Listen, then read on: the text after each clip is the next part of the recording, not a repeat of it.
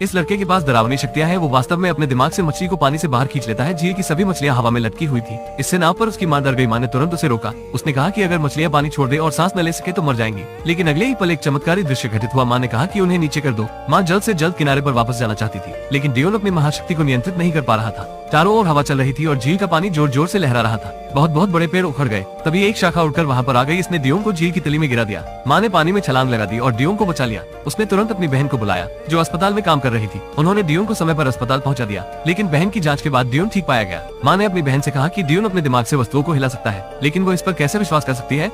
उसका चेहरा बिल्कुल आपके सेल फोन पर आपके लुक के जैसा था। उसने कहा कि तुम शायद ज्यादा तनाव में हो, इसलिए मध्यभ्रम हो रहा है। अगले दिन डियोन नाश्ता कर रहा था। तभी डियोन ने गलती से अपनी प्लेट को गिरा दिया और भोजन फर्श पर गिरने के बजाय हवा में तैरता रहा जब तक कि उसकी मां चिल्लाई नहीं थी। खाना जमीन पर गिर गया। हालांकि मां गुस्से में थी, लेकिन उसने डियोन को दोष नहीं दिया। फिर मां डियोन को दवा खरीदने के लिए दुकान पर ले जाती है। तभी डियोन चॉकलेट मांगने लगता है, लेकिन क्योंकि उसकी मां की नौकरी छूट गई थी